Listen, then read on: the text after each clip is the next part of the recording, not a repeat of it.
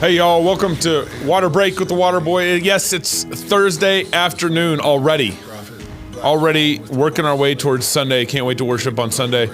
Thank you for tuning in. Thank you for joining us. Make sure you guys share the show. I will be, of course, hanging out at YouTube. I know some people watch this on Facebook and other places, but I'll be on YouTube doing my best to pat my head and rub my belly and try to monitor your comments while running the show here also. Before we kind of get into things, of course, you guys can already see Pastor Tim in the background here. Glad to have him on, but make sure you guys we get a lot of people that reach out, want to know how we can support you guys, what you're doing. The best way to do that is through joining our club, through club membership. You go to fightlaughfeast.com for that. But you can also, if you have a company and want to become a corporate sponsor, please reach out to us at contact@fightlaughfeast.com. That's contact@fightlaughfeast.com. And we got all sorts of creative ways you guys can work with us and sponsor what we're doing. And this also brings me to our conference. We have our conference in Nashville, Tennessee coming up. It's actually Lebanon, Tennessee, on the politics of sex, September 9th through the 11th. So signups will be available starting in June. I know we're a little late on that process, but signups will be available in June. And of course, if your company wants to booth or vend or be a corporate sponsor at that conference, we're expecting a couple thousand people in Lebanon in September 9th to 11th. So it'd be a good opportunity not only to support what we're doing, but also to get your work and your company before a bunch of people, a bunch of fun, rowdy Christians in Lebanon, Tennessee. Lastly here, our magazine subscription is our next magazine is coming out in June. So if you kind of want to get in before that issue, subscribe now, and you'll be able to get into our next magazine that'll be shipping out in June. And that's, of course, on feasting. The title of that magazine's In the Presence of Mine Enemies. We got Rosaria Butterfield, Rachel Jankovic, Pastor Wilson, Pastor Toby, me, and a bunch of others writing in that magazine. So like you said, you probably already know this, but it's a quarterly book-like experience. It's fantastic, and we want to make magazines great again. So make sure you go to fightlaughfeast.com to grab that magazine. Without further ado, I've gotten the pleasure to get to know Pastor Tim over.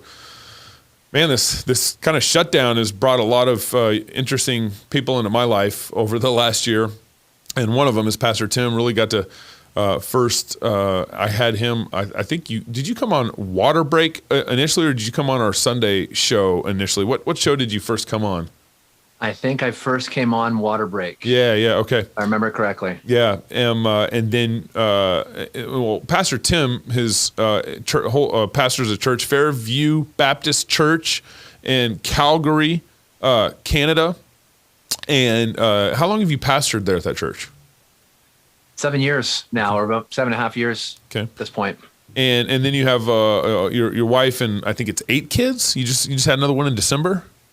Yeah, I have eight children. My oldest is 12, and my youngest is just a few months old, born in December, and 4 boys and 4 girls. And so teams are even at this point. Yeah, even out. And then where'd you end up at seminary? Where'd you end up going to Bible school or seminary? I went to seminary in Detroit Baptist Theological Seminary. We lived in Windsor on the Canadian side, and commuted across the river each day to go to school there. Yeah. Well, very good. What made you? How'd you end up in Detroit going to the college there or seminary? Well, I was saved later in life, and I already had a career that I was retiring from, and wanted to get into pastor, get into ministry. So I didn't really know much, and so pastors here in Alberta were giving different schools, and almost all the schools recommended were American schools, because there's not too many good theological schools here in Canada. Mm-hmm. And so this was a school that I could go to and still live in Canada, and still be able to work there and care for my family. Wow. And commute across every day. So it made sense. And then I learned a lot reading their journal before even knowing about their school, and profited from their journal. And so I thought this would be a good fit theologically. So how long ago did you become a Christian then? I became a Christian in 2008. 2006, that's when I actually had family send to me and my future wife Paul Washer's Shocking Youth Message. Mm-hmm. And that's the first time I ever heard the gospel really explained clearly. First time my wife ever even heard Christian preaching. Wow. And that led to, this us just grappling with these things and listening to more Paul Washer online, listening to John MacArthur. Mm-hmm. And so it's around the fall of 2008 that we both experienced, conversion, where we had a change of desire, change of heart attitude, where we really understood the gospel, committed to follow the Lord Jesus Christ. And then, so 2010 is when I went to seminary, from 2010 to 2013, and started pastoring in 2014. So, wow. I'm relatively new to this, but yet by God's grace, there's so many good resources out there today that we can really profit from and dig into in order to be equipped to be a Christian and then to lead a congregation. Yeah. Amen. What, did you not grow up in a Christian family? What was your background? Because your brother's a Christian too. And he's an associate pastor. He is. So we grew up in a Christian home, but yet much of my influences as a young person was just living for sports and for other things. And so I didn't really pay attention too much to what was being said on Sunday. My Bible mostly just stayed in the car on a Sunday so I could get points in Sunday school on Sunday morning. And so I didn't really have much of an understanding of really what it meant to follow the Lord Jesus Christ. I was kind of assumed, like, you pray a prayer, you ask Jesus into your heart, you're a Christian, you're all good. Yeah. I didn't know what it meant to actually be a disciple, a follower, until I was, when I was old enough to kind of make my own decisions. I just lived worldly. I wasn't involved in the church, and went off to school and just wanted to make lots of money. Was working as an engineer in the oil field up here. Right. And that was my goal, just make as much money as possible so you can buy all your toys. Yep.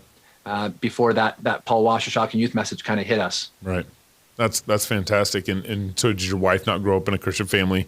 What was her background? She grew up in a Catholic household, but very, very nominally Catholic. Right. It's just the routine. You don't ask questions. You don't understand your faith at all. And so that was her background. So both of us were just, we didn't know much. And now you have 8 kids and you're all in, man. Well, 8 kids. I have to say, Vody was up in Alberta not too long ago, and I told him that he's a big reason why we have 8 kids, because when we were first Christians, someone sent us some Vody stuff, some Vody Bacham stuff, and that committed us to having letting God just take control of our family, and so now we have 8 children. Right. And now let's kind of get into the recent events. Let's kind of go take us back a little bit before you got arrested, kind of the weeks leading up.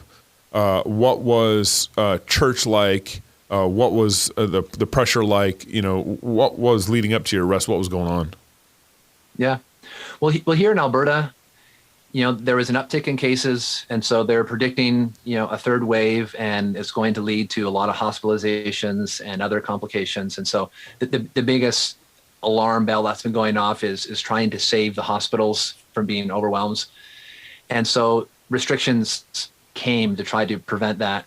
And so churches were affected, where the maximum capacity for a church, regardless of how big your auditorium is, was 15 people.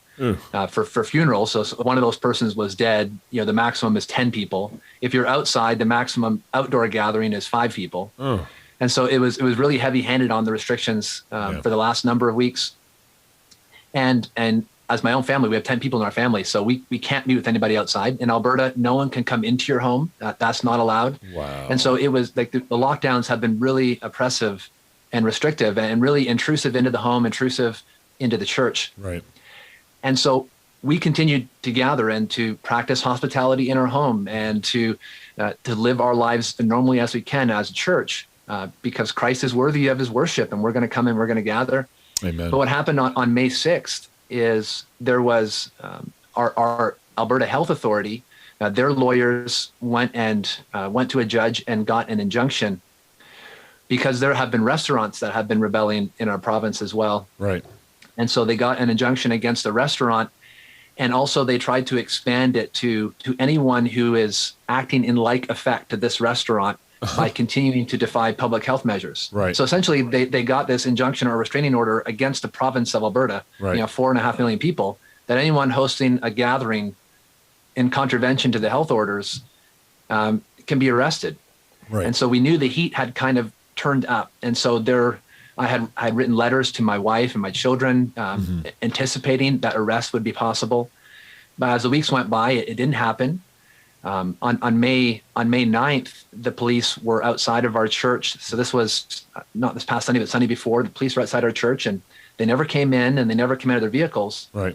And then I learned after the service that they actually pulled over a gentleman leaving our church who was visiting our church because they thought he was me, and they served him a copy of this injunction. And so they got the wrong guy. Yeah. And so when they were there this past Sunday, in the police mind, they thought they already had served this man the injunction. And so they were coming now to arrest me, having given me warning of that injunction. Yep. But what had happened that week before, we were preparing for what might be an arrest. Yeah. But yet earlier that week, the Justice Center for Constitutional Freedom, it's a law firm here that is representing myself and James Coates and others. Right. They took our Alberta Health Authority to court to try to narrow that injunction to only apply to that restaurant right. That is named on there. And so James Coates and I were talking on Friday, and we're happy because now this meant that, we could breathe a bit easier. And the judge ruled that order only applies to I think it was the coffee shop, right? That's right. Only to the Whistle Stop Cafe. And so we were kind of breathing a bit easier, thinking, okay, we have another Sunday where we can gather together without being hauled off to jail. Yep. But when the police came after the service, they actually gave me a call on my phone first because I was loading my kids into the van and they were concerned about the kids. And so this police sergeant called me and he said, "We would like you to ask your wife and your children to leave because you're going to be arrested today." Oh my goodness. And so I said, "No, they're not leaving. Like, if you're going to come to arrest me, then arrest me. But my wife and my kids are going to be here." Wow. And he kept trying to implore me. He says, "No, sir, you have to send your wife and kids away. It's going to be traumatic to them. You have to send them away." And he goes, "Look, go talk to your wife, and then I'll call you back in 2 minutes." Yeah. And so I went and I told my wife, and I said, "The police just called me, and they're going to arrest me today." And so she was kind of in shock, just processing what that meant. Yep. And said, "Of course I'm not leaving, and of course the kids aren't leaving." So. Yep. And so when the police officer called back, I said, "They're not leaving. And if you're going to arrest me, you have to do it here." And so a bunch of police cars and vans all pulled into the church parking lot. Yeah, criminal. And that there's a video online, but I had a chance to, hug my family, say goodbye to my wife, and talk to some of the men at church before they brought me ultimately to jail, to the remand center, which is a maximum security facility. It's not a good place. It's worse than a typical penitentiary or jail. And so I spent 2 nights and 3 days there. And basically maximum security. Yeah, the same kind of center that James Coates was in. Why didn't they just take you into like an overnight jail? Why did they take you to maximum security? Well, they brought me to a police station. They kind of booked me in, give me a phone call, and I was in a cell there. But they brought me over to the remand center, and I guess that is the protocol because this was supposed to be the action for being held in contempt of court. This court order is to be brought to the remand center. Yep.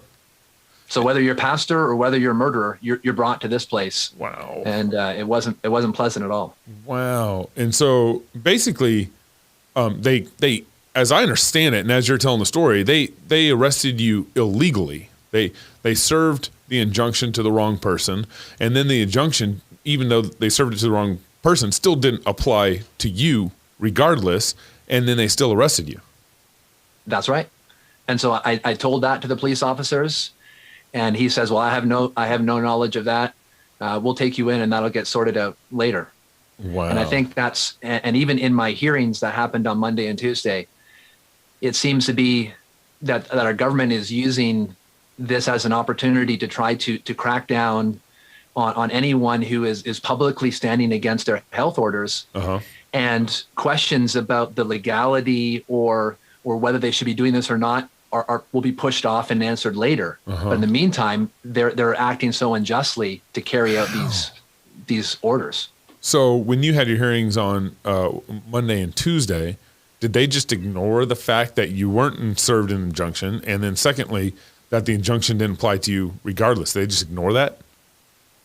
Yeah, it was so hard because I had a chance to call my lawyer on Sunday and just let him know where I was and what was happening. And I knew there would be a hearing upcoming. And so on Monday morning when they brought me and they shackled me to bring me to the courthouse. Wow. And so as I'm sitting there in shackles, I'm asking to use the phone to speak to my lawyer. But because of COVID, there's the lawyer is not there in the courthouse, the judge is not there, and there's no capacity for me to use a phone to reach them. And so when they bring me into the courtroom, I'm sitting in the courtroom alone with the courthouse clerk.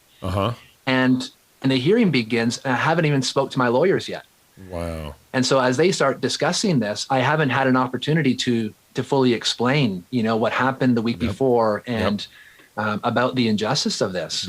And so all these decisions were being made, and it wasn't until I was actually brought back to the remand that I actually got a chance to use the phone and say, look, like this is what's happened. And if any, at that point, conditions were given on my release, and I said, I can't agree to those conditions that will prevent me from pastoring my church.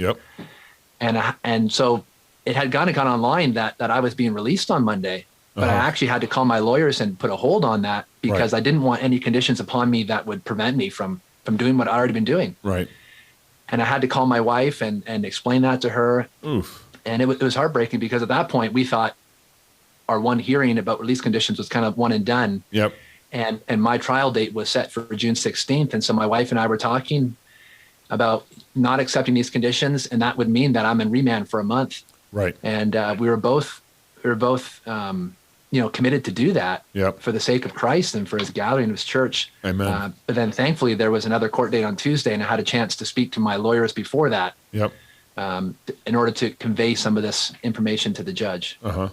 And then, so did the judge release you because of the injunction and the illegal arrest? Why did the judge, on what grounds did the judge release you? Well, the judge was motivated to release me because he knows remand is not a good place, and my own lawyers didn't want me in remand either. But in order to talk about the legality of the actual arrest and the injunction, the judge didn't want to decide on it right then and there. And so that's not going to be decided until June 16th because the lawyers for the province, the Alberta health authorities, and their lawyers, they were saying that regardless of this, the change to the injunction, it still applied to me and it still applied to everybody.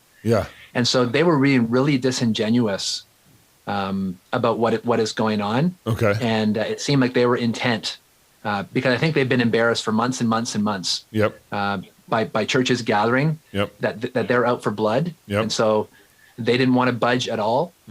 And so essentially I'm out and I'm under I'm in the same state that I was in last week. And so that injunction in the eyes of the law still applies to me.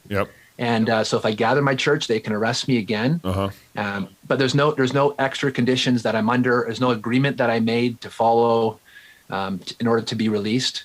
So did you have to sign? Same spot I was in last week. So you didn't sign any papers that were going to be, some sort of barrier to your conscience if you got released. That's right. And that's what I had to hold on to. I could sign nothing or agree to nothing that would prevent me from honoring Christ and my commitments to pastor my church and to gather together to worship. Because if a local church doesn't gather, you're not a church. So I have to do that. And the consequences is the same this week as it was last week. So all the cops that are involved in all this and are kind of basically just going along with, basically, as I see it, a Marxist organization like AHS, did they express any remorse or any, are they thinking for themselves in all this? What's going on? What was your experience with the cops? Yeah, my experience with the police officers and with the correction officers in the jail were, the bureaucrats at the top make the protocols and the guys down on the ground just follow those protocols. And that was, for the most part, my experience, them just doing their duty. There was a few exceptions to that where there were a few guards and a few police officers, one police officer especially who seemed so heartbroken at what was happening. And he actually came into my cell while I was being held at the police station before I went to remand. And he said, what they're doing to you is terrible. It's unjust. He goes, I would never go to arrest you in your church. And so he was very sympathetic. And when he actually dropped me off, put me in the van and, it's basically a dog kennel in the back and dropped me off at the prison. And when he left, he looked like he was completely gutted, completely heartbroken, like he might even cry, leaving me there. But that was the exception. Most of the guys there that I had a chance to talk to about my condition and what was going on were like, why can't you just do like every other church? Why can't you do a drive-in service? because most of the churches here are compliant and following the rules. And if the government says no more than 15, well, they go online and say, well, why can't you do that? Right. And so people are having a hard time because of the lack of a Christian witness, and trying to understand, what they see as a few nut jobs like me and James Coates that continue to meet. And what's funny is like the cop that just demonstrates that they aren't thinking people, because, well, why are you arresting a pastor? It's like, why can't you go to online church? Well, it's like the response is, well, why are you arresting a pastor? No one's actually asking the critical, thoughtful questions in all this. Are we in a legitimate pandemic is another question that you can't ask. The cops they're just going along with whatever they told. And that's why when they're talking to you, they're asking you the question. You're on trial, and they should be the ones on trial in all this. That's right. And when they say it's for my safety and for the public good, they brought me from my church, which has never had an outbreak. Yep. I've never had COVID. Our church has never had it. We've never had any transmission. We never added to any hospitalizations or anything like that. And so they brought me from that, ripped me from my family, and then brought me to the remand center, which has an active outbreak of COVID, which has, hundreds of cases of prisoners having COVID over these past number of months. And so it's just ludicrous that this was actually for anyone's safety. It's purely for, I think, the government just being embarrassed that they're not being listened to when they tell us that we can't do certain things. So I traveled to Calgary. Oh man, it must have been 08, 09, 2010, something like that. I was there for my previous work. And one thing that kind of struck me about Calgary, I was like, well, this is kind of like I was there for, what do they call it? It's that big kind of cowboy festival. What do you call it? Stampede? Stampede. Yeah. I was there for the Stampede. And it reminded me a lot of Texas, where I grew up. I was like, oh, this is kind of like, the Texas of Canada. But, come to find out through this pandemic, you actually got a lot of people without backbones there, and apparently a lot of churches that have no backbone. Since you've been out, are you getting any encouragement from the local churches? Are you getting any rallying points from other churches? Yeah, well, both myself and my wife, we have gotten huge support from Christians everywhere, from the States, from Christians in Mongolia, China, Iraq, saying they're praying for the persecuted church in Canada. Yep. While for the most part, pastors in Canada are saying there's no persecution here. We just have a couple nutbar pastors who will continue to meet. Yeah. And so it's kind of sad. So I am getting support even from guys who don't agree with me, like, Tim, we're praying for you. Yep. But yet there's no movement in churches that would consider define the guidelines now than they would have a few weeks ago. Right. It seems that most people, like, we're 14, 15 months in here. Most guys are kind of set on their course. They have led their congregation a certain way. Yeah. They've either been heavy on Romans 13 or other areas, and so it's really hard now for them to change course. Right. They continue to offer and ask the government for permission to open the church, and I think that boat has long since sailed. Yeah. The government is not listening, and so we must obey Christ. Yep. Rather than ask essentially Caesar for permission to do what Christ has already commanded us. That's right. What is your theological journey been in all this? Did you start out at the beginning of this pandemic, and even when you started to see, okay, this pandemic is not what our AHS is making it out to be? So when you came to those conclusions, what was your theological? Have you been on a theological journey, or were you already at these convictions even before you got into this pandemic? Yeah, well, I think certainly when you think about separation of church and state or these kind of doctrines, you kind of know them in the back of your mind, but they've never been practical. You never really had to pull them out and use them and flesh them out. And so when this first started, we, like most churches, we complied because we thought people are going to be dropping dead everywhere. Right. And but it was a few weeks into it, we realized this wasn't right. And I was, pastoring or preaching. I made sure not to even call it preaching to our church, but I'm giving an address, through this camera and over the internet. Yeah. But it wasn't long before our people and also myself, like we were our hearts were breaking because we are a church that practices one another's, that practice hospitality. We're in each other's homes a lot. So to break all of that and then to call Zoom church, we knew that wasn't church. Right. And so we began to talk about gathering together even before we were allowed to by our governing authorities. Right. And of course, you had to deal with Romans 13 and 1 Peter 2. So back last May, I wrote an essay about looking at those passages. And my convictions on those passages hasn't really changed since then. But through this time, I think my theological convictions have sharpened and become more deeply rooted in my life as I've gotten to know, like I was really profited by Joseph Boot and his book, The Mission of God. I read that when this pandemic started, and that really helped solidify for me kind of the role of the church, the role of the state, the supremacy of Christ over all things. And so I think the one doctrine that has really been such a beauty in all of this time is the lordship of Christ over everything. Yeah. Amen. And that has really been so great for myself personally, for our church. We've learned so many Psalms through this time, and Scripture has seemed to come alive as we've experienced through this. Right. And so it has been such a blessing to me and to the church as our theological convictions have really been refined and tested. And Christ is worthy. He's Lord. He's King. And that has become so precious to us. Amen. I remember, so when our church, I think, had a similar response with you back in March when our shutdown occurred, which was March 20th. We, like you mentioned, we believe that God's given three governments: family government, church government, and civil government. Those are the three governments that God has given us. And then, of course, you have your individual responsibility, your individual government, if you call it that. And we believe that the government does have temporary authority in crisis, temporary authority in health crisis, temporary authority in war, temporary authority. So we had no problem, deferring to our local officials for a couple weeks. And we did, and we did online church for 3 weeks, and then we did church in our cars, I believe, for 3 weeks. And then once we started seeing that this wasn't what everyone was making it out to be, we decided to go back to in-person church, regardless of what our local authorities did. And so we did that. The week we decided to go back to church, they also opened up. They also, allowed us to go back to church. But our decision was regardless of what they were going to decide.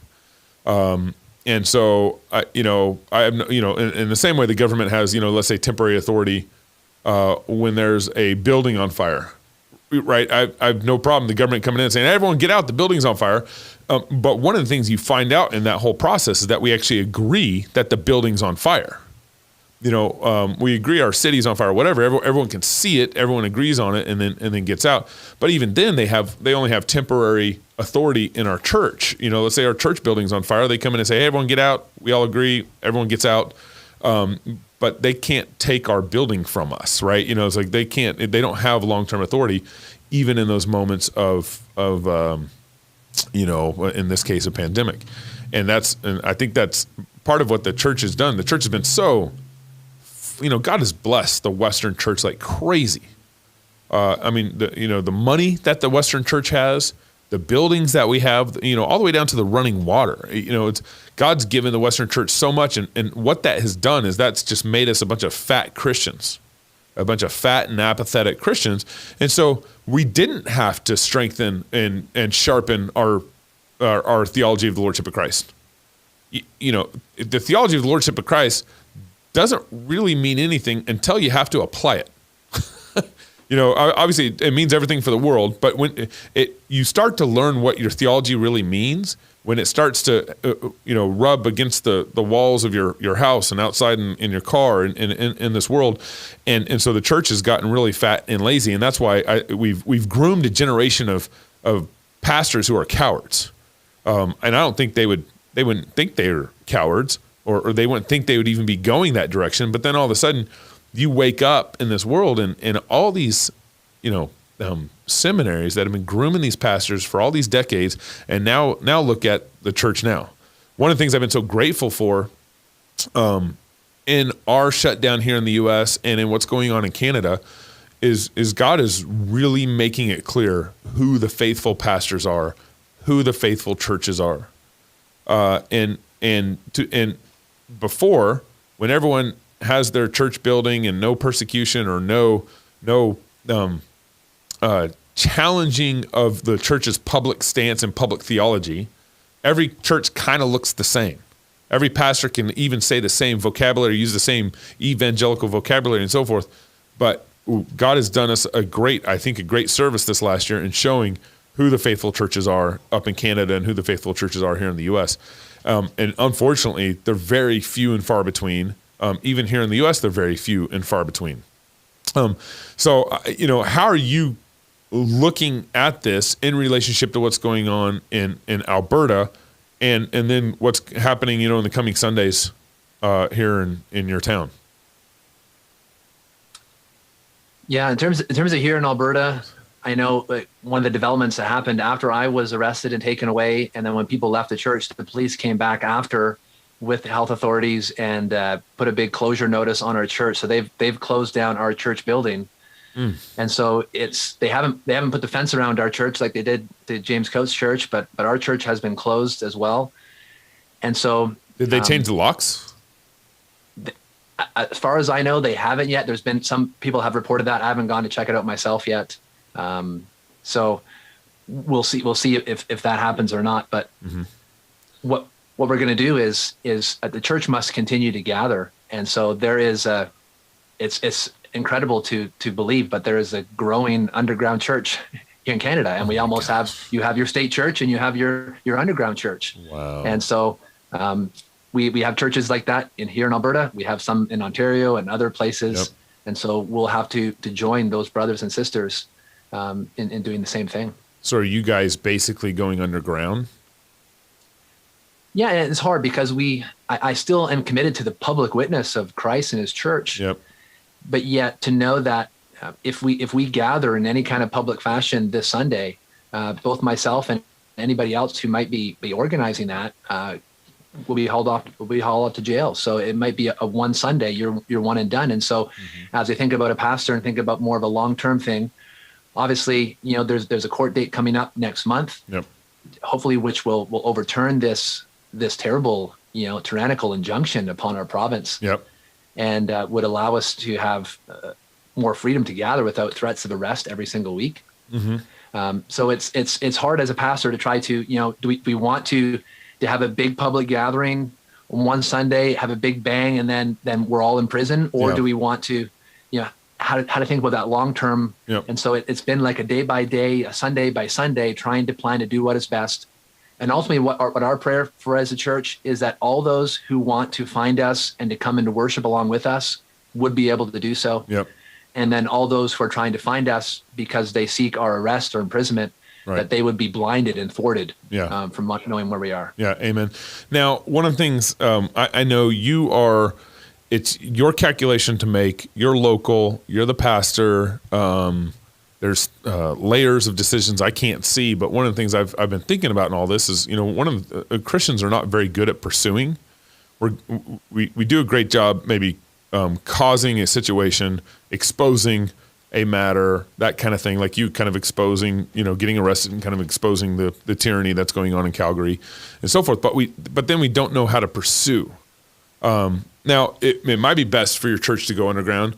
But one of the other possible ways to go about this in a way of pursuing it is actually, now having, 10 of your, men arrested at your church, your elders and everyone just, flood the jail cell with godly men, pursue it that way, overwhelm them, make all these officers just, feel even that much worse. I know that's a calculation you have to make, but have you kind of processed that side of things? Yeah. And that's, especially some of the younger guys in our church, that's their heart. That's what they want to do. And what the expectation from that is when you make such a statement like that you're wanting, the heartstrings of those police officers to be pulled. You want the public to see how egregious these lockdown measures and then these punitive measures are. Yep. But what we've seen through the imprisonment of James Coates, through the locking up of his church, through my own imprisonment, is that the wider Christian community in our province is unfazed. by what is going on. Even to have me taken away from my wife and my 8 children, my wife with a baby strapped to her, that is, it's not having the effect that you would think it might have. Yeah. It seems like there is such a coldness here. The church is so sleepy. Yep. And so whether that statement would have an effect, I'm not sure what else needs to be done in order to awaken people. Like James Coates was in jail for 35 days. His church has 3 layers of fence on it. I was arrested. Other pastors have been arrested in this province. So how much more needs to happen before other churches say, hey, this is enough? Right. The comfort we have in all this is God knows, sometimes you take steps, you make moves, Apostle Paul, jumps over the wall to leave, and God's blessing all those calculations. God's blessing all those movements by Christians. And so we know that God's in heaven. He's watching over all this, and he's sovereign over it all. And he's using faithful Christians to move culture. Now we might not see everything that's going on because of how God operates and functions in spiritual warfare and so forth. But we do have that comfort that Jesus is king. And when you go to jail for being faithful with your church and being a good shepherd, I can't trust a husband who's not going to protect his family. The kids can't trust a dad who's not going to step in front of them and take a bullet from them. A church is not going to, so in the same way, the church is not going to trust a shepherd who's going to not put his life on the line for the church. To be a shepherd means to protect the sheep. That's what it means. And to be a shepherd means that you're putting yourself in front of all the sheep, in front of the firing lines, and that's what it means to be a good shepherd. And we need to read the story. We need to be able to look at what true leadership looks like, and know that the reality is that you're being a good shepherd. You're laying your life down for your sheep. You're protecting your sheep. You're making sure your sheep are ministered to. I've been watching other pastors in Canada who, one pastor in Canada said, hey, just because I haven't been arrested doesn't mean I'm not being a good pastor. And I'm like, maybe, okay. But why are you saying that on Facebook, first of all, publicly? It's obviously you're a little insecure about how you're, pastoring your congregation right now. Come to find out, he's following all the governmental orders of his church. And it's no wonder you're responding that way. You're just submitting to the government. You're just obeying the government in Canada. I believe he's in British Columbia, and it's kind of silly that you got Pastor Coates, you and others have been arrested in Alberta, and then that's your response online. Hey, just so you know, I'm just because I haven't been arrested doesn't mean I'm not being a good pastor in my church. And I can't with full confidence say I don't know if you are being a good pastor actually. With what's going on in Canada, I mean, come on. Yeah, and what we've seen, I know it's same is true for James Coates Church and our church. We have really knit together as a community. Mm-hmm. The church that is gathering, they know that I love them. Yeah. And I know that they love me. Yep. And it's been so precious through this time. And so every time we gather together, that is a special time of singing, of praise, of worship. Yeah. And so people who come in to our gathering and who witness that, they confess they've never been part of a church like this before. Mm. And we have people who are just coming through temporarily. They're like, no, I'm gonna move to Calgary so I can be part of this because this is a family of faith that I've been longing to be part of. Yeah. And so it's that at the end of the day, besides all of the external public things that is going on and all of the politics that are involved, that committed family of faith, that's so precious. Yeah. Well, hey, Pastor Tim, I really appreciate you, man. Me and my wife are praying for you and your family, and of course, we followed it all over the weekend and everything that was going on, and may God be glorified, and may the church be strengthened through all this, and hopefully, space is being created when a pastor defends his sheep. he's creating space for his sheep to live freely.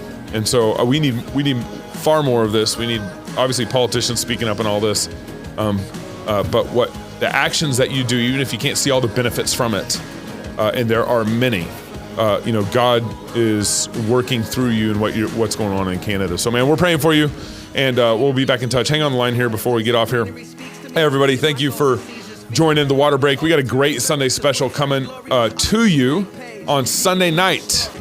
We got Pastor Wilson coming in the studio to talk about marijuana, believe it or not. It was a great show. Looking forward to, hope you guys enjoyed on Sunday night, so make sure you tune in. Until next time, love God.